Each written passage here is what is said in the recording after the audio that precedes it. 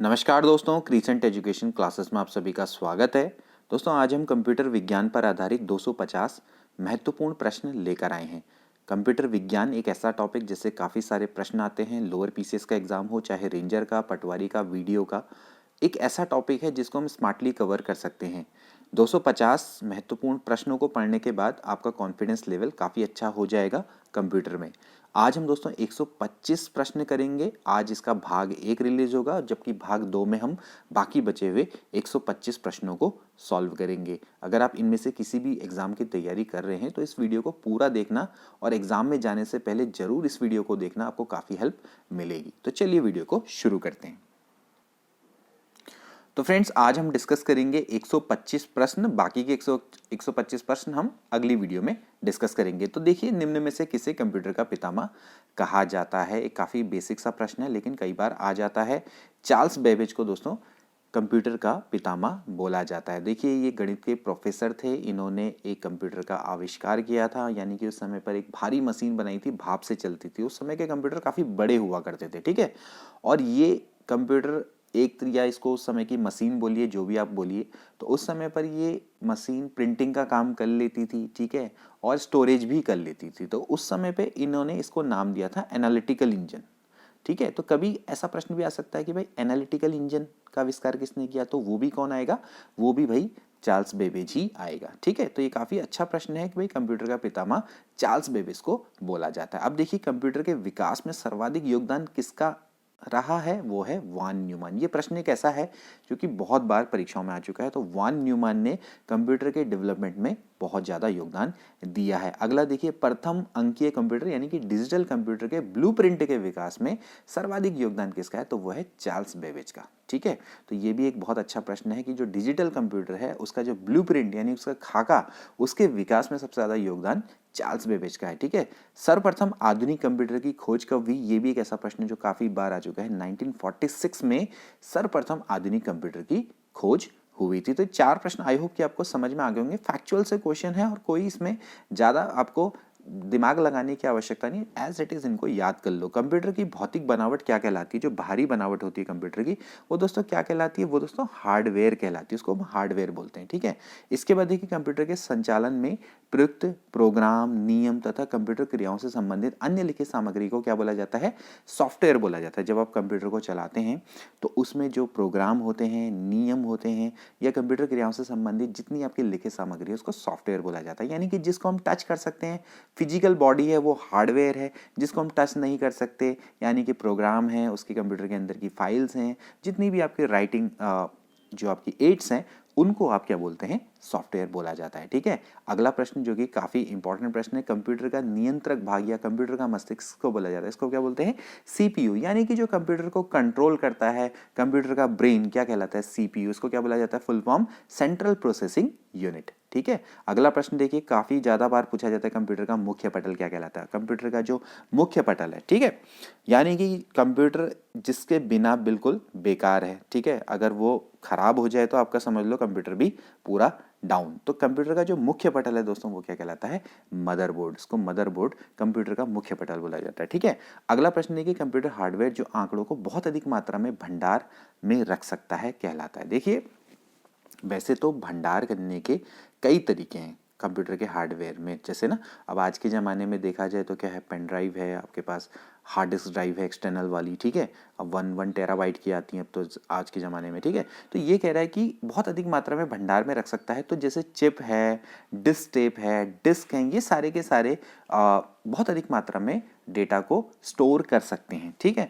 अब ये ऐसा होता है ना, ये डिपेंड करता है दोस्तों कि ये जैसा प्रश्न है, ये तो मैंने इसलिए यहाँ पर इस तरह से रखा है कि आपको बस एग्जांपल दे दूं कि भाई चिप है, डिस्क है, और डिस्क टेप है, डिस्क है, फ्लॉपी में भी रखा जाता है डेटा। लेकिन ये कह रहा है कि जो सबसे अधिक मात्रा में, तो अगर देखा जाए इन तीनों में सबसे अधिक मात्रा में चिप जो है वो रख लेगी, ठीक है। और अगर जैसे मान लेते हैं कि अगर प्रश्न यहाँ पर आया था कि भाई एक्सटर्नल हार्ड ड्राइव 1 TB की, तो वो रख सकती है, ठीक। वो डिपेंड करता है कि आपका प्रश्न कैसा वहां पर पूछा जाता है। यहाँ पर मैंने क्या है कि आपको बस ये बताया है कि जैसे चिप है, डिस्क टेप है, डिस्क है, ये बहुत मात्रा में मतलब आपकी जो जो आंकड़े हैं, डेटा है, उसको स्टोर कर सकते हैं। ठीक है, अगला प्रश्न देखिए, बहुत इंपॉर्टेंट प्रश्न है, इंटीग्रेटेड सर्किट चिप का विकास किसने किया। ये एक ऐसा प्रश्न है जो कि बहुत बार पूछा गया है और ये बहुत इंपॉर्टेंट है। इसका नाम है जेएस किल्बी। देखिए जेएस किल्बी ने इंटीग्रेटेड सर्किट चिप का विकास किया। देखिए ये हमारी तीसरी पीढ़ी में स्टार्ट हुआ। ठीक है, तीसरी पीढ़ी का जो कंप्यूटर है हमारे, वो इंटीग्रेटेड सर्किट चिप्स है। जैसे हमारे अभी कंप्यूटर की 5 पीढ़ियां हो चुकी हैं। ठीक है, 5वीं पीढ़ी चल रही है। पहली पीढ़ी थी कि जब हमारे वैक्यूम ट्यूब का यूज़ किया जाता था, वैक्यूम ट्यूब। अब जब वैक्यूम ट्यूब का यूज़ होता था तो हमारे कंप्यूटर बहुत बड़े हुआ करते थे, जैसे कि हमने बताया चार्ल्स बेबेज वाला ना एनालिटिकल इंजन। अब जब बात होती है दूसरी वाली पीढ़ी में, तो उस समय पर ट्रांजिस्टर आया। ठीक है, ट्रांजिस्टर। और जो तीसरी पीढ़ी आई उसमें आया इंटीग्रेटेड सर्किट चिप। तो उसमें क्या हुआ कि एक ही चिप में कई सारे ट्रांजिस्टर जुड़े रहते थे। तो इससे क्या हुआ कि जो कंप्यूटर का आकार है वो बहुत छोटा हो गया ना। तो यहीं से हमारी तीसरी पीढ़ी से जो कंप्यूटर का आकार उसको छोटा करने में मदद मिली, और इसमें सबसे ज़्यादा योगदान है जेएस किल्बी का, क्योंकि इन्होंने इंटीग्रेटेड सर्किट चिप का विकास किया था। ठीक है, अगला प्रश्न देखिए, बहुत इंपॉर्टेंट है। आईसी से रिलेटेड तो बहुत सारे प्रश्न आते थे। इंटीग्रेटेड सर्किट चिप पर किसकी परत होती है, तो ये होती है सिलिकॉन की। ठीक है, सिलिकॉन एक बहुत इंपॉर्टेंट चीज़ है। आपको पता होगा भाई, सिलिकॉन वैली कहाँ पर है, कैलिफोर्निया में है। ठीक है, इसी तरह से जो भारत की जो सिलिकॉन वैली है वो कहाँ पर है, बेंगलुरु में है। ठीक है, तो इंटीग्रेटेड सर्किट चिप का विकास में मतलब किसकी परत होती है, सिलिकॉन की परत होती है। इसके बाद देखिए, चुंबकीय डिस्क में किस पदार्थ की परत होती है, तो वो होती है आयरन ऑक्साइड। तो this is also a very very important question, क्योंकि ये प्रश्न भी बार बार रिपीट होता रहता है। अगला आगे देखिए प्रश्न, कंप्यूटर में किसी शब्द की लंबाई किस में नापते हैं। ये भी एक बहुत अच्छा प्रश्न है कि अगर आप कंप्यूटर में किसी शब्द की लंबाई है तो किस में नापते हैं दोस्तों, बिट में नापी जाती है। ठीक है, इसके अलावा एक प्रश्न और भी आता है कि भाई कंप्यूटर पे किस पद्धति का प्रयोग होता है, तो हम क्या करते हैं, बाइनरी डिजिट का प्रयोग करते हैं। यानी कि जो हमारे कंप्यूटर का गणना का आधार है वो द्विआधारी पद्धति है, इसको बाइनरी डिजिट बोला जाता है। बाइनरी डिजिट क्या होती है, इसमें केवल 2 डिजिट होती है, यानी 0 और 1। ठीक है, तो अब ये ध्यान रखना कि जो बिट है और एक बाइट होता है, वो बाइट अलग है, बिट अलग है। इसके बारे में हम डिस्कस करेंगे। देखिए मेगाबाइट किस में नापते हैं, मेगाबाइट में क्या नापा जाता है, कंप्यूटर की स्मृति क्षमता, यानी कि कंप्यूटर में कितना स्टोर कर सकते हैं आप। ठीक है, तो उसमें आप क्या नापते हैं, मेगाबाइट, गीगाबाइट, ठीक है, किलोबाइट, ये सारा आप क्या है, कंप्यूटर की स्टोरेज पावर को आप नापते हैं। स्टोरेज माध्यम की क्षमता की इकाई। अब यहाँ पर बात आती है इकाई की। तो देखिए स्टोरेज माध्यम की जो इकाई है दोस्तों, वो क्या है, बाइट है। ठीक है, कई लोग इसका आंसर बिट देते हैं, बिट नहीं है। ध्यान रखना कि एक बाइट में 8 बिट होते हैं। ठीक है, एक बाइट में 8 बिट होते हैं, बट स्टिल हमारी जो इकाई है वो बाइट होती है। ठीक है, बिट में हम क्या करते हैं, किसी शब्द की लंबाई को मेजरमेंट करते हैं। ठीक है, इसके बाद देखिए 1 किलोबाइट किसके तुल्य होते हैं, 1 केबी।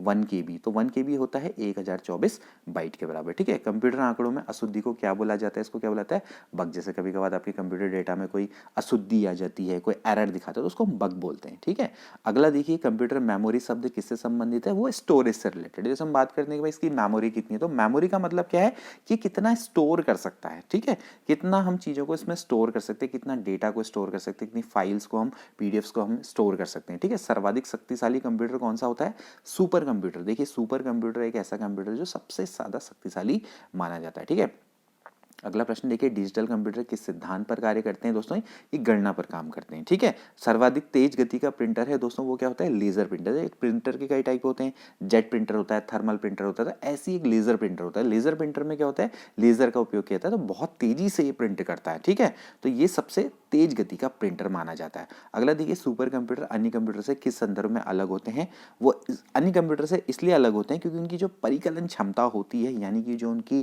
कैलकुलेशन स्किल होती है, और जो उनमें जो मेमोरी स्टोरेज यानी कि वृहद स्मृति भंडार होता है, जो उनमें मेमोरी स्टोरेज होता है वो बहुत ज़्यादा होता है। तो इसलिए वो क्या होते हैं, सुपर कंप्यूटर अन्य कंप्यूटर से अलग होते हैं। ठीक है, बहुत बहुत बढ़िया उनमें परिकलन क्षमता और एनालिटिकल एनालिसिस बहुत इजीली वो कर सकते हैं। ठीक है, हमारे जो ये मौसम विज्ञान है उसमें हम जैसे करते हैं ना कि भाई इस दिन मौसम का तापमान ये रहेगा, मतलब हमारे शहर का तापमान ये रहेगा, बारिश होगी नहीं होगी, तो ऐसे परिकलन क्षमता ये सुपर कंप्यूटर में ही होती है। तो ये बहुत इंपॉर्टेंट है कि सुपर कंप्यूटर अन्य कंप्यूटर से किस तरह से अलग होते हैं। ठीक है, अब देखिए आधुनिक डिजिटल कंप्यूटर में किस पद्धति का प्रयोग होता है, तो मैंने जैसे आपको बताया द्विआधारी अंक पद्धति। द्विआधारी अंक पद्धति का मतलब है दोस्तों बाइनरी डिजिट। बाइनरी डिजिट में क्या होती है, केवल 2 डिजिट होती है, एक 0 होती है, एक 1 होती है। ठीक है, अगला प्रश्न देखिए, कौन से वैज्ञानिक कंप्यूटर की भाषा है। अब ये प्रश्न भी दोस्तों बहुत बार आता है, आपको कंप्यूटर की भाषाओं के बारे में पता होना चाहिए। देखिए सबसे इंपॉर्टेंट भाषा है फोर्ट्रॉन।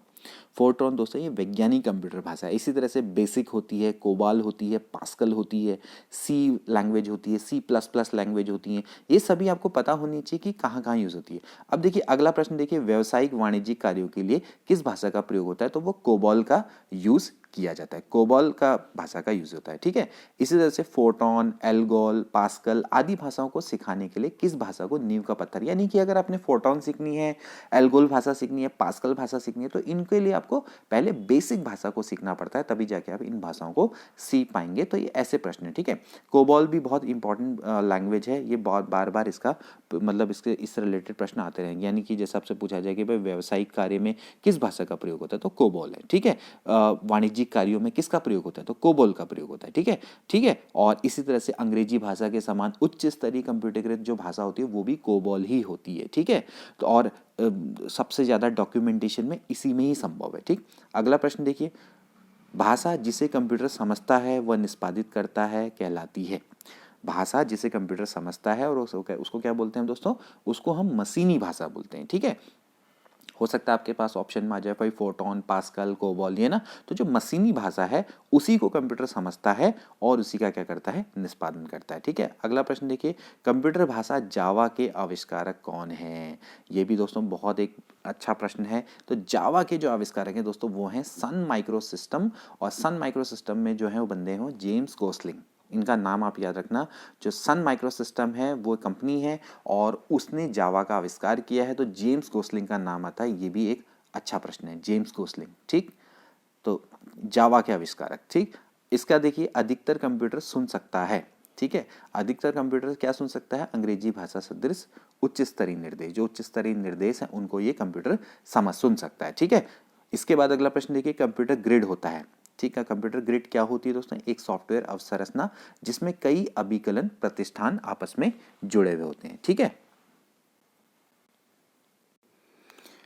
नेक्स्ट प्रश्न देखिए, विंडोज सॉफ्टवेयर का निर्माण किया गया। विंडोज सॉफ्टवेयर का निर्माण किसके द्वारा किया गया दोस्तों, माइक्रोसॉफ्ट के द्वारा किया गया। ठीक है, माइक्रोसॉफ्ट के बारे में आप जानते होंगे। माइक्रोसॉफ्ट कंपनी के संस्थापक कौन है दोस्तों, बिल गेट्स और पॉल एलन, ये दो व्यक्ति थे। बिल गेट्स के बारे में तो आप जानते होंगे, इस समय पर माइक्रोसॉफ्ट की वजह से ही काफ़ी ऊंचाइयों में पहुंचे हैं। अभी माइक्रोसॉफ्ट विंडो का 11 वाला वर्जन है वो भी लॉन्च हो चुका है, हालांकि विंडो 10 चल रहा है और अभी विंडो 10 मतलब विंडो 11 भी लॉन्च हो चुका है। तो विंडो सॉफ्टवेयर, ठीक है, आपने यूज़ किया होगा, अगर आप कंप्यूटर यूज़ करते होंगे तो भाई विंडो 7, विंडो 8, विंडो 9, विंडो 10 ना, तो ये सारे के सारे सॉफ्टवेयर हैं, इनका निर्माण माइक्रोसॉफ्ट के द्वारा किया जाता है। माइक्रोसॉफ्ट कंपनी एक बहुत इंपॉर्टेंट कंपनी है। ठीक है, इसके बाद देखिए, कौन सा सॉफ्टवेयर शब्द संसाधन में प्रयोग किया जाता है, यानी कि जो जब आप वर्ड प्रोसेसिंग करते हैं तो उसमें आपके कौन से सॉफ्टवेयर का प्रयोग होता है। तो आप में से काफ़ी लोग यूज़ करते होंगे, MS वर्ड है, वर्ड स्टार है, पेज मेकर है, इन सब का दोस्तों प्रयोग किया जाता है। ठीक है, अब तो गूगल डॉक्स भी आता है, तो उसमें बहुत सारे मतलब तरीके होते हैं, आप उनमें आसानी से वर्ड प्रोसेसिंग कर सकते हैं। कंप्यूटर में पासवर्ड सुरक्षा करता है तंत्र के अनधिकृत अभिगमन से। ये प्रश्न ऐसे हैं कि जो सभी पूर्व परीक्षा में आ चुके हैं, लेकिन मैंने इनका सबका वन लाइनर बना दिया, आपको इजीली समझ में भी आ जाएंगे। भाई आपका कंप्यूटर आप पासवर्ड क्यों लगाते हैं, ताकि कोई उसको मतलब अवांछित तरीके से या अनअधिकृत तरीके से उसका अभिगमन ना करे, मतलब उसका यूज ना करे। ठीक है, तो कंप्यूटर में पासवर्ड इसलिए लगाया जाता है कि भाई आप उसको कोई अनअधिकृत रूप से, मतलब कि उसको अथॉरिटी नहीं है, वो कहीं उसका यूज ना कर ले। ठीक है, क्योंकि कई सारी प्राइवेट चीजें भी होती हैं। ठीक, युक्ति जिसके द्वारा आंकड़ों को टेलीफोन के माध्यम से बाइनरी सिग्नल की माध्यम से भेजा जाता है, क्या बोलते हैं, मॉडेम। एक बहुत अच्छा प्रश्न और बार बार पूछे जाने वाला प्रश्न है। वह युक्ति जिसके द्वारा आंकड़ों को टेलीफोन के माध्यम से बाइनरी सिग्नल की सहायता से भेजा जाता है, उसको मॉडेम बोला जाता है। ठीक है, कंप्यूटर की 4 अंकों वाली तारीख संग्रह करने वाली असमर्थता को क्या बोला जाता है। देखिए, ये भी एक बहुत अच्छी जैसे कह सकते हैं, एक बहुत इंपॉर्टेंट थी ये समस्या, कि ये Y2K समस्या इसको बोला गया है। Y2K समस्या दोस्तों ये थी कि कंप्यूटर को प्रॉब्लम आ रही थी 4 अंकों वाली तारीखों को संग्रह करने में। ठीक है, यानी कि जब 2000 का समय आया तो कंप्यूटर को कैलेंडर बनाने में दिक्कत आ रही थी। तो बात ये हो रही थी कि भाई जब टाइम, क्योंकि आपको पता है कि जब कंप्यूटर है वो अगर उसमें टाइम कैलकुलेशन नहीं होगा तो कंप्यूटर उतने अच्छे से काम नहीं कर पाता। चलो, तो ये उस समय पर समस्या आई थी 1999 के टाइम पे कि भाई कंप्यूटर जब जैसे 2000 का समय आएगा, 2000 के बाद तो ये मतलब जो कंप्यूटर हैं चलने बंद हो जाएंगे, मतलब ख़त्म हो जाएंगे। तो उसको Y2K समस्या बोला। तो Y का मतलब क्या होता है? ईयर, ठीक है, ईयर, और 2 का मतलब होता है 2 और K का मतलब होता है 1000, ठीक है। तो ईयर 2000 में समस्या पैदा हुई थी।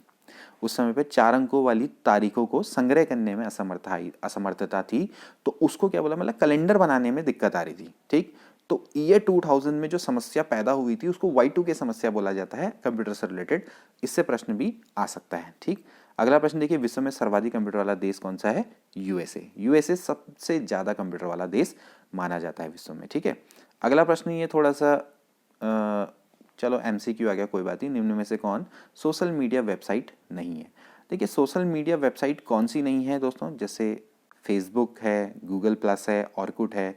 यहाँ पर आप दोस्तों क्या कर सकते हैं, एक दूसरे से कनेक्ट हो सकते हैं, मतलब सोशल मीडिया है, ठीक है।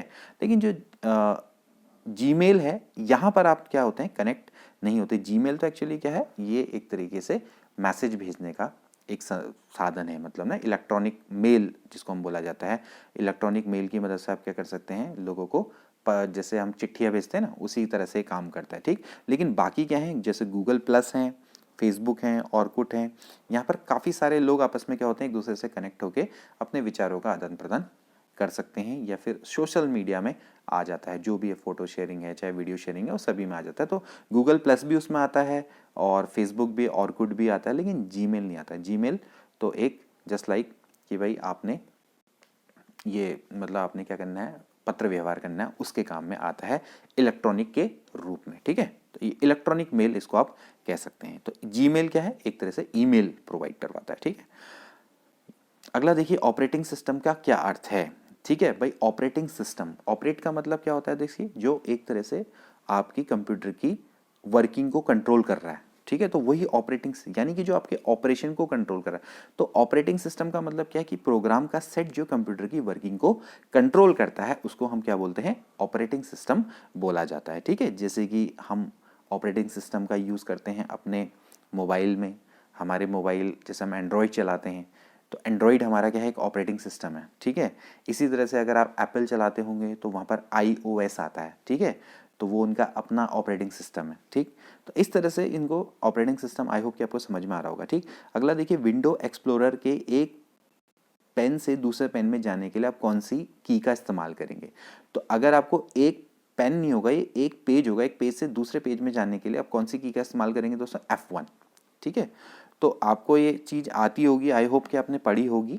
आप जो ये फंक्शन की होती है हमारी, तो फंक्शन की आपको यूज़ करनी आती होगी, तो आप F1 दबाएंगे तो आप एक पेज से दूसरे पेज में जा सकते हैं, ठीक है। अगला देखिए, डेस्कटॉप ऑन करने पर आने के लिए शॉर्टकट कुंजी क्या है? जैसे आपको डेस्कटॉप पर आना है तो आप क्या दबा दो, Ctrl+O दबा दो, ठीक है। तो Ctrl+O दबाओगे तो आप क्या हो जाएंगे, डेस्कटॉप पर आ जाएंगे, ठीक है।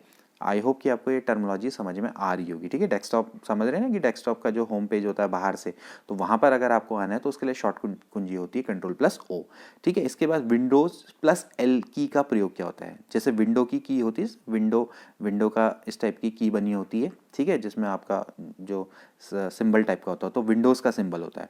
+L का मतलब होता है लॉक। तो आपने क्या करना है, अगर डेस्कटॉप को लॉक करना है तो बस Window+L दबा दो, तो आपका जो डेस्कटॉप है वो क्या हो जाएगा, लॉक हो जाएगा, ठीक है। और उसमें अगर कोई पासवर्ड लगा होगा तो फिर उसको खोल नहीं पाएगा बंदा, कोई अगला ना। रिबूट की शॉर्टकट की क्या है? जैसे अगर आप कंप्यूटर को रिबूट करना चाहते हो तो आप क्या कर दीजिए, Ctrl+Alt+Del, बहुत इंपॉर्टेंट है, ये प्रश्न पूछा जाता है।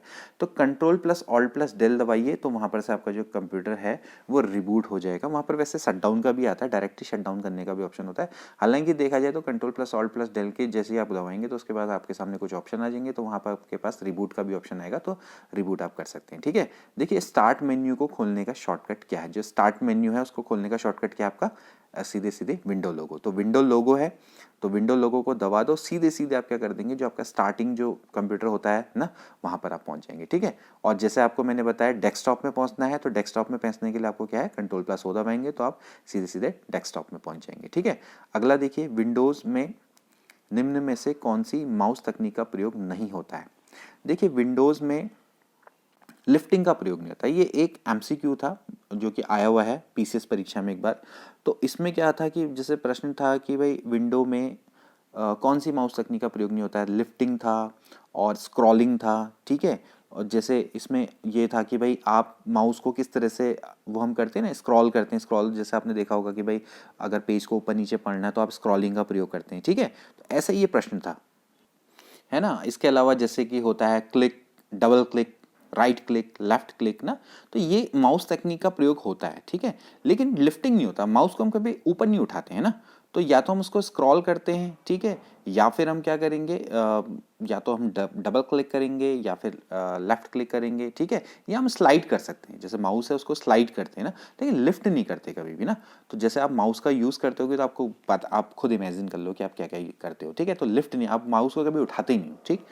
अगला देखिए, विंडोज में खुले हुए प्रोग्राम्स के बीच में अदला बदली के लिए किस का प्रयोग होता है? काफ़ी सिंपल है। देखिए कंट्रोल प्लस टैब, ठीक, कंट्रोल प्लस टैब दबाएंगे तो आप जो खुले हुए प्रोग्राम है उनके बीच में अगर आपने अदला बदली करनी है, जैसे आपकी बड़ी विंडो है तो वो क्या बन जाएगी, शॉर्ट विंडो में ऐसे बन जाएगी, ठीक। तो आपको उसमें से आप अदला बदली कर सकते हैं, ठीक। अगला देखिए, विंडोज 10 को किस वर्ष में लॉन्च किया गया? 2015 में विंडोज 10 को लॉन्च किया गया। विंडोज 10 अभी भी चल ही रही है। विंडो 11 को भी हाल में ही लॉन्च किया गया है, ठीक है। विंडोज 10 संबंध विंडोज किस परिवार से? तो ये विंडो एनटी परिवार से दोस्तों ये संबंधित है, ठीक है। अगला देखिए, विंडोज 10 में नए अंतर्निहित ब्राउजर का नाम क्या है? तो वो ईडी ब्राउजर इसका नाम है, ठीक है। फोल्डर व फाइलों के संबंध में किस विंडोज प्रोग्राम का प्रयोग करते हैं? तो एक्सप्लोरर का प्रयोग किया जाता है, ठीक है। फोल्डर और फाइलों के संबंध में जो विंडोज है वो एक्सप्लोरर प्रोग्राम का यूज किया जाता है, ठीक है। अगला देखिए, कंप्यूटर साक्षरता दिवस कब मनाया जाता है? कंप्यूटर साक्षरता दिवस दोस्तों कब मनाया जाता है? 2 दिसंबर को मनाया जाता है, ठीक है। नासा द्वारा विकसित सर्वाधिक तेज कंप्यूटर कौन सा है? नासा के द्वारा जो सबसे ज्यादा जो तेज कंप्यूटर जो विकसित किया गया है उसका नाम है कोलंबिया, ठीक है। भारत में सिलिकॉन वैली कहाँ अवस्थित है? बेंगलुरु में अवस्थित है। इसके बाद एक बहुत अच्छा प्रश्न, विश्व का सर्वप्रथम इलेक्ट्रॉनिक डिजिटल कंप्यूटर है, उसका नाम है एनिएक, ठीक है।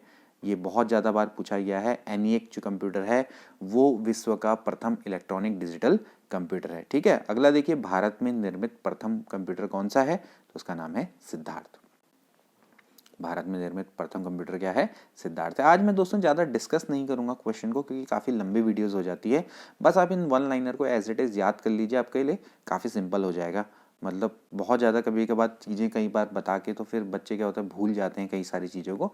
लेकिन हमने प्रश्न इतने बना रखे हैं कि आप बहुत ईजिली इनको याद कर लोगे। और इनकी जो पीडीएफ अगर आपको चाहिए तो आप हमारे टेलीग्राम चैनल को ज्वाइन कर लेना, वहाँ मैं इसको प्रोवाइड करवा दूंगा, ठीक है। माइक्रोसॉफ्ट क्या है? सॉफ्टवेयर विकास करने वाली एक संस्था है, अभी हमने बताया, ठीक। माइक्रोसॉफ्ट कंपनी के संस्थापक कौन है? पॉल एलन और बिल गेट्स, ठीक है। सूचना राजपथ किसको बोला जाता है? सूचना राजपथ, देखिए सूचना राजपथ किसको बोला जाता है? इंटरनेट को ही दोस्तों सूचना राजपथ कहा जाता है। इसके बाद एक बहुत ही महत्वपूर्ण प्रश्न, ईमेल का जन्मदाता किसको माना जाता है? तो ये ईमेल, इलेक्ट्रॉनिक मेल जिसकी हम बात कर रहे थे, रे टॉमलिंसन इसके आविष्कारक हैं या इसके जन्मदाता हैं रे टॉमलिंसन। ये बहुत एक अच्छा प्रश्न है, ईमेल का जन्मदाता। भारत का सर्वप्रथम कंप्यूटरीकृत डाकघर कहाँ है? ये नई दिल्ली में अवस्थित है, जो भारत का पहला कंप्यूटरीकृत डाकघर था, ठीक है। भारत में रेलवे के अंतर्गत सर्वप्रथम कंप्यूटरीकृत आरक्षण व्यवस्था कहाँ लगाई गई? यानी कि जब हम कंप्यूटर की मदद से आसानी से टिकट को बुक कर पाते थे या आरक्षण कर पाते थे, तो वो व्यवस्था सबसे पहले नई दिल्ली में ही शुरू की गई थी, ठीक है। WWW का पूरा नाम क्या है? वर्ल्ड वाइड वेब, एक बहुत इंपॉर्टेंट, और टिम बर्नर्स-ली इसके जन्मदाता है, यानी कि इनके द्वारा WWW की स्थापना की गई। यानी WWW है ना, जैसे हम कोई भी साइट है उसको जब हम बोलते हैं जैसे www.gov.in है ना, uk.gov. तो सबसे पहले क्या होता है? WWW होता है तो वर्ल्ड वाइड वेब, ठीक है। तो वर्ल्ड वाइड वेब के संस्थापक कौन है? ये है टिम बर्नर्स-ली। बहुत इंपॉर्टेंट प्रश्न। कंप्यूटर के संदर्भ में रैम का क्या अर्थ होता है? ये होता है रैंडम एक्सेस मेमोरी, ठीक है। सीपीयू का फुल फॉर्म क्या होता है? Central processing unit. देखिए बहुत ज़्यादातर तो फुल फॉर्म ही आती है कंप्यूटर से, तो ऐसे आ गए भाई, सीपीयू की फुल फॉर्म क्या है? Central processing unit. सीएडी का फुल फॉर्म क्या होता है? Computer aided design. आईबीएम का पूर्ण रूप क्या होता है? इंटरनेशनल बिजनेस मशीन, ठीक है। इसके बाद CD रोम का फुल फॉर्म क्या होता है? CD compact disc read only memory. Don't worry, इनके बाद हमने कुछ प्रश्न ऐसे भी बनाए हैं जिनमें हम इसको भी आपको एक्सप्लेन करेंगे। आज तो हम सिर्फ वन लाइनर पढ़ रहे हैं, आगे जाके हमने ऐसे प्रश्न बनाए हैं कि शॉर्ट प्रश्न बनाए हैं कि जैसे आपको ये क्या चीज़ क्या होती है, फिर आपको पता लगेगा वो चीज़ ये होती है। तो ऐसा नहीं है, अभी आप फिलहाल देखते चले जाइए इस वीडियो को, आपको आगे भी कई सारे अच्छे प्रश्न मिलेंगे। ठीक है, कौन सा उत्पाद पेंटियम ब्रांड नाम से बेचा जाता है? आपने पढ़ा होगा भाई, देखिए पेंटियम के प्रोसेसर आते हैं तो वो क्या होते हैं? माइक्रो प्रोसेसर होते हैं। ठीक है ना, जैसे हम i3, i5, i7, i9 use करते हैं तो वो क्या होते हैं? पेंटियम ब्रांड के नाम से बेचे जाते हैं। ठीक है, तो पेंटियम ब्रांड होता है वो क्या बनाता है? माइक्रो प्रोसेसर बनाता है। ठीक है, सभी आपको पता ही होगा। ठीक, अगला देखिए, याहू, गूगल एवं अमेज़न। याहू, गूगल, अमेज़न क्या है दोस्तों? ये इंटरनेट साइट्स हैं। ठीक है, याहू का प्रयोग आप करते हैं, इसी तरह से गूगल और अमेज़न आप इनका प्रयोग करते हैं, तो ये सारी की सारी क्या है? इंटरनेट साइट्स हैं। विश्व का जो सबसे तेज कंप्यूटर है दोस्तों वो क्या है? फुगागू जापान का है, वो सबसे तेज कंप्यूटर माना जाता है, तेज सुपर कंप्यूटर। ठीक है, अनुपम क्या है? एक बहुत इंपॉर्टेंट प्रश्न, अनुपम क्या है दोस्तों? एक सुपर कंप्यूटर है और ये भाभा अनुसंधान केंद्र द्वारा विकसित सुपर कंप्यूटर परियोजना है। इससे रिलेटेड प्रश्न भी आता है। तो अनुपम क्या है? एक सुपर कंप्यूटर है। या कभी आ जाता है कि जो भाभा परमाणु अनुसंधान केंद्र द्वारा विकसित सुपर कंप्यूटर परियोजना का क्या नाम है? तो दोस्तों वो क्या है? अनुपम है। ठीक है, अगला प्रश्न देखिए, भारत में विकसित परम सुपर कंप्यूटर का विकास किस संस्था ने किया? सीडेक के द्वारा किया गया है। एक बहुत इंपॉर्टेंट प्रश्न जो कि बार बार आता है। तो जो हमारा परम सुपर कंप्यूटर था, ठीक, उसका विकास किस संस्था के द्वारा किया गया था? सीडेक के द्वारा किया गया था, बेंगलोर में। बहुत इंपॉर्टेंट है प्रश्न। ठीक है, कंप्यूटर डेटा की सबसे छोटी इकाई क्या होती है? वो बिट होती है। ठीक है, लेकिन स्टोरेज की क्या होती है? बाइट होती है। ठीक, माइकल एंजेलो वायरस क्या है दोस्तों? ये कंप्यूटर वायरस है। कभी कभार क्या होता है ना, हम माइकल एंजेलो वायरस इसलिए रखा हुआ है क्योंकि कई लोगों को लगता है कि यार ये कोई वैसा वायरस है, कोई अलग ही टाइप का ना, माइकल एंजेलो वायरस जैसे ना, तो ये कंप्यूटर वायरस है। ये प्रश्न भी आ चुका है। ठीक, सभी कंप्यूटर में लागू होती है, क्या होती है? मशीनी भाषा लागू होती है। कौन मस्तिष्क का कार्य प्रणाली की नकल करने में सबसे तेज गति वाला कंप्यूटर होगा? तो वो होगा क्वांटम कंप्यूटर। ठीक है, जो मस्तिष्क की कार्य प्रणाली की नकल करने वाला सबसे तेज गति वाला कंप्यूटर होगा उसको क्वांटम कंप्यूटर के नाम से जाना जाएगा। ठीक है, कंप्यूटर की स्मृति सामान्य तौर से किलोबाइट तथा मेगाबाइट के रूप में व्यक्त की जाती है। एक बाइट बना होता है 8 द्विआधारी अंकों का, यानी कि 8 बिट का वो बना होता है। ठीक है, तो 8 बिट किसके बराबर होता है? 8 बिट बराबर होता है 1 बाइट। ठीक है, ध्यान रखना कि द्विआधारी अंकों का मतलब यह है कि 0 या 1 में से बाइनरी डिजिट है।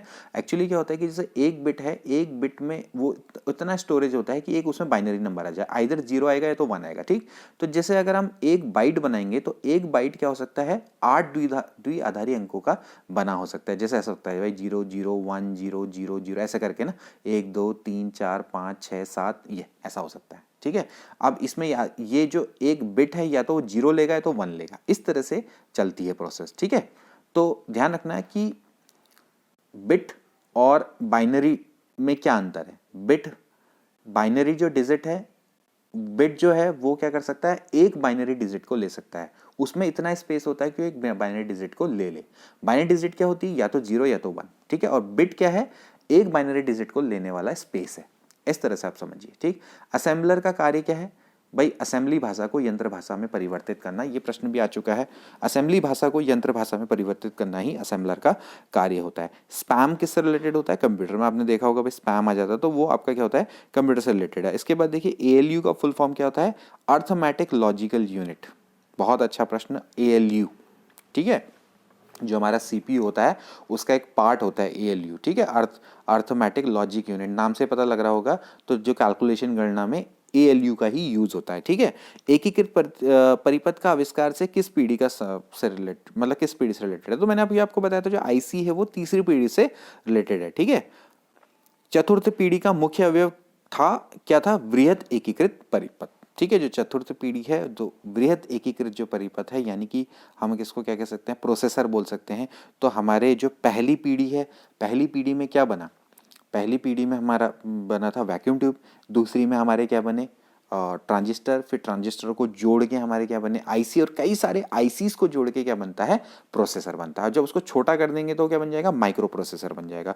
तो वृहत एकीकृत परिपथ का मतलब ये है, वृहत का मतलब ये वृहत मत समझना कि बहुत बड़ा, बड़ा का मतलब है कि कई सारी आईसी को जोड़ के एक ऐसा परिपथ बना दिया तो वो माइक्रो प्रोसेसर बन गया। ठीक है, तो यहाँ पर चतुर्थ पीढ़ी का ये मुख्य अवयव है। अब देखिए यहाँ पर मैंने लिखा हुआ है, देखिए पहली पीढ़ी थी 1942 से 1955। यहाँ पर सबसे ज़्यादा वैक्यूम ट्यूब का यूज़ किया जाता था। अब देखिए यहाँ से आपके लिए वीडियो बहुत ईजी हो जाएगी, कई सारी चीज़ें आपको समझनी बहुत बढ़िया तरीके से आप समझ पाएंगे। देखिए प्रथम जनरेशन के कंप्यूटर में प्रोसेसर के रूप में वैक्यूम ट्यूब का इस्तेमाल किया जाता था, जो कि आकार में बहुत बड़ा होता था, तथा यूनिवेक और इनिएक प्रथम पीढ़ी के उदाहरण। तो अभी जैसे हमने पढ़ा था एनीएक ना, तो एनीएक इनमें से एक, तो एनीएक यूनिवेक, यूनिवेक का भी नाम लिया जाता है, लेकिन सबसे पहला जो कंप्यूटर था डिजिटल वो एनीएक था। ठीक है, तो एनीएक पीढ़ी इस पीढ़ी के उदाहरण है। ठीक है, अगला देखिए जो दूसरी पीढ़ी है वो 1956 से 65 के अराउंड पे स्टार्ट होती है। ट्रांजिस्टर, यहाँ पर क्या होता था ट्रांजिस्टर का यूज होता था। ठीक है, जैसे फिजिक्स वाले आप में से कोई होंगे तो आप ट्रांजिस्टर को बहुत अच्छे से समझते होंगे।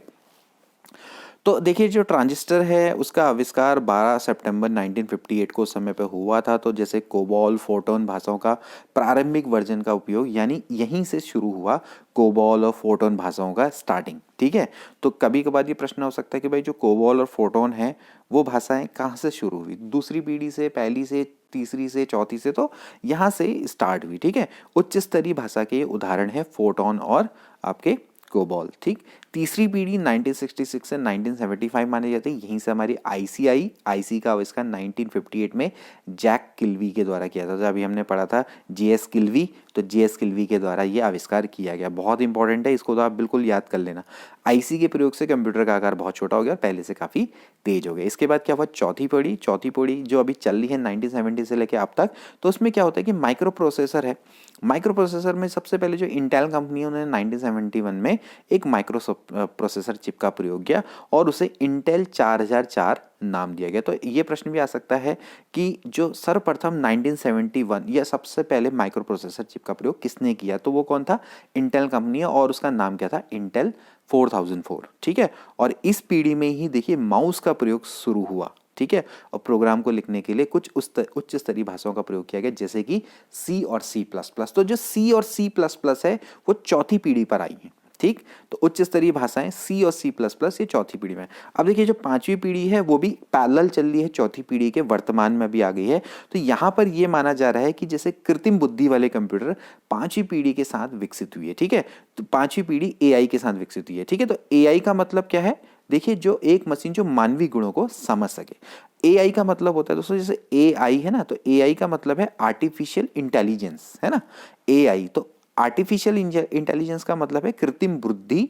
तो कृत्रिम बुद्धि का मतलब है कि जो एक ऐसी मशीन है जो मानवीय गुणों को समझ सके। अब हालांकि धीरे धीरे हम इसकी ओर को बढ़ रहे हैं। देखिए अभी चल तो चौथी पीढ़ी रही, हम यूज तो माइक्रो प्रोसेस कर रहे हैं, लेकिन साथ ही साथ पांचवी पीढ़ी भी हमारी पैरेलल से स्टार्ट हो गई है, क्योंकि हमने आर्टिफिशियल इंटेलिजेंस पर आधारित कंप्यूटर बना दिए हैं। जैसे आप देखते होंगे, जैसे ऐड आता है आपके यहाँ एलेक्सा का ऐड आता है, तो हम उसको बोलते हैं, तो उसके अंदर क्या है, आर्टिफिशियल इंटेलिजेंस है जो हमारे मानवीय गुणों को समझ रही है। ठीक है, तो जैसे फिंगरप्रिंट है, रोबोट है, अभी आवाज के द्वारा जैसे हम इनपुट देते हैं, होता है ना, तो कई सारी जो चीजें हैं हम आवाज से, अब अभी आज के कंप्यूटर ऐसे हैं जिनको हम आवाज से कंट्रोल कर पा रहे हैं, लेकिन अभी हम धीरे धीरे बढ़ रहे हैं, अभी हम इसके शुरुआती दौर में हैं पांचवी पीढ़ी के। ठीक है, तो देखा जाए तो पांचवी पीढ़ी भी आ चुकी है। पांचवी पीढ़ी का जो मेन होगा वो क्या होगा, जो कंप्यूटर है वो क्या होगा, बिल्कुल आर्टिफिशियल इंटेलिजेंस पे होगा, वो मानवीय गुणों को समझ सकेगा। ठीक है, तो ये आपके 5 पीढ़ियां, इनको आप अच्छे से याद करके जाना, काफी सिंपल है। आई होप कि आपको समझ में आ गया होगा। ठीक, अगला प्रश्न देखिए, सामान्य रूप से प्रयोग किया जाने वाला कंप्यूटर है, हम जनरली कौन सा करते हैं,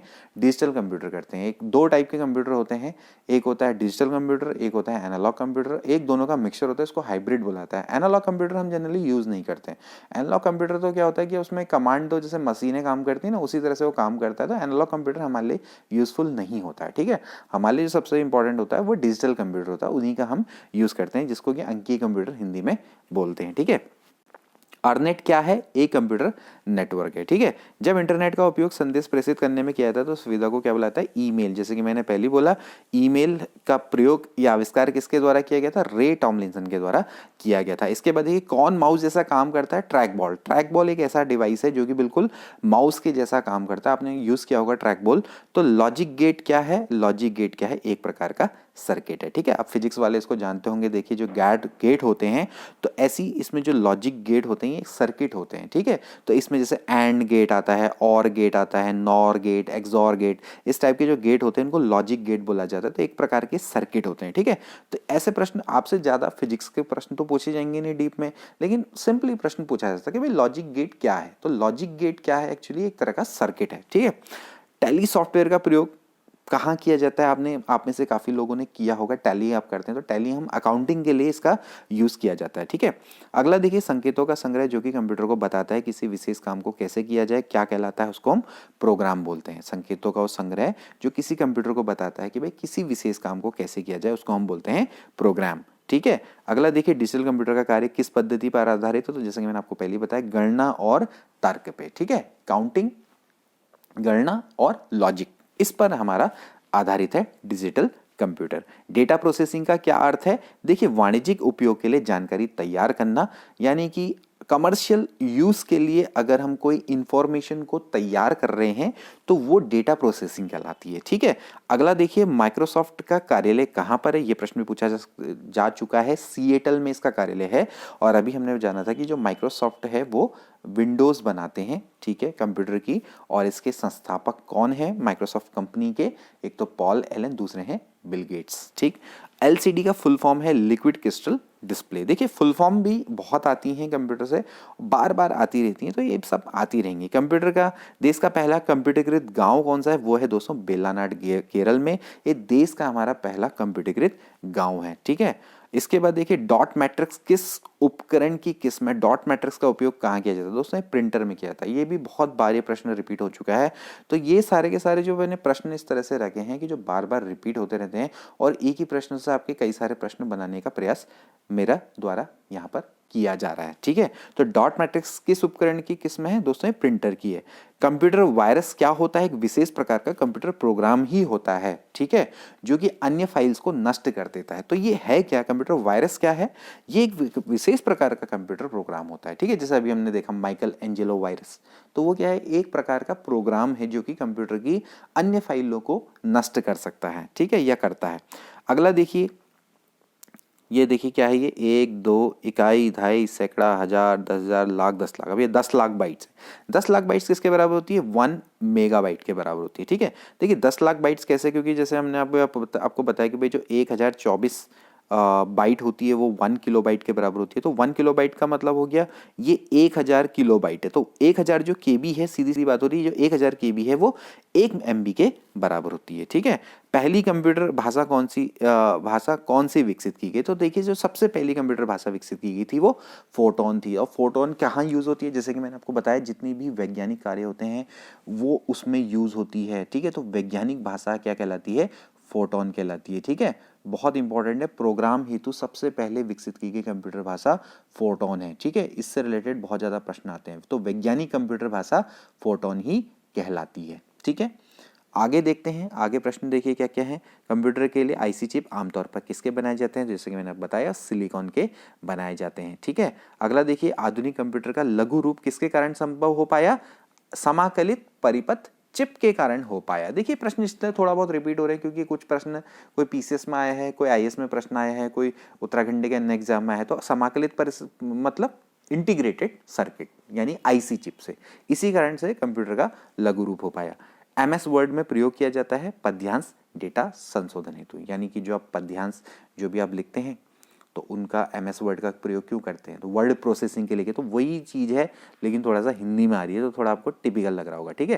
लेकिन कोई बात नहीं, इंग्लिश वाला भी कॉलम होता है तो वहाँ पर भी जरा एक नज़र जरूर घुमा के देख लेना। पेन ड्राइव क्या होती है? भाई पेन ड्राइव का यूज़ क्यों करते हैं हम दोस्तों? ये आपकी क्या होता है? एक सेकेंडरी स्टोरेज डिवाइस है ना भाई। आप इसको हटा सकते हैं और ये आपका सेकेंडरी स्टोरेज डिवाइस होता है। एक देखिए प्राइमरी स्टोरेज होता है, क्या होता है सेकेंडरी। जो कंप्यूटर में जो इनबिल्ट मेमोरी होती है उसको प्राइमरी बोला जाता है। एक होता है सेकेंडरी। सेकेंडरी का मतलब ये होता है कि जो आप आउटर से ऐड करते हो उसमें, ताकि आप एक्स्ट्रा मेमोरी लगा सके, जैसे कि आपकी पेन ड्राइव है या एक्सटर्नल हार्ड ड्राइव है, तो आपने क्या किया, ये एक सेकेंडरी है जिसको आप हटा सकते हैं, तो सेकेंडरी स्टोरेज उसको बोला जाता है। ठीक है, इसके बाद देखिए GIF फुल फॉर्म यानी कि ग्राफिक इंटरचेंज फॉर्मेट। तो GIF का फुल फॉर्म क्या होता है, ग्राफिक इंटरचेंज फॉर्मेट। ठीक, मूल निवेश निर्गम प्रणाली कंप्यूटर में विद्यमान रहती है। देखिए अब ये कोई प्रश्न अगर इसको हिंदी में पढ़ेगा तो उसको कभी समझ में नहीं आएगा कि प्रश्न है क्या। ठीक है, देखिए मूल निवेश निर्गम यानी कि इनपुट आउटपुट प्रणाली कंप्यूटर में कहाँ विद्यमान होती है, ये रहती है दोस्तों यादृच्छिक अभिगम स्मृति यानी कि रैंडम एक्सेस मेमोरी, RAM में। ठीक है, तो इंग्लिश का पार्ट जरूर देखें। ठीक है, तो जो मूलतः इनपुट आउटपुट प्रोसेस होती है कंप्यूटर में, वो कहाँ विद्यमान रहती है, वो रैम में रहती है। ठीक है, ये आप ध्यान रखना।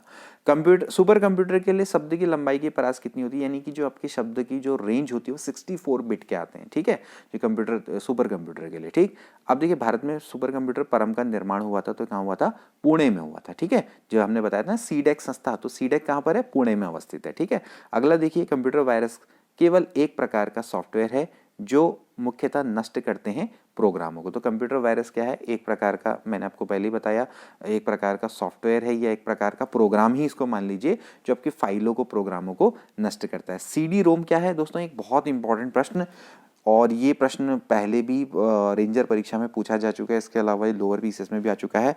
कई लोग इसका आंसर मैग्नेटिक मेमोरी देते हैं, मैग्नेटिक मेमोरी नहीं है दोस्तों, ये ऑप्टिकल मेमोरी है। CD-ROM क्या है, किसका उदाहरण है, ऑप्टिकल मेमोरी का उदाहरण है। ठीक है, ये तो बिल्कुल आप याद करके जाइए।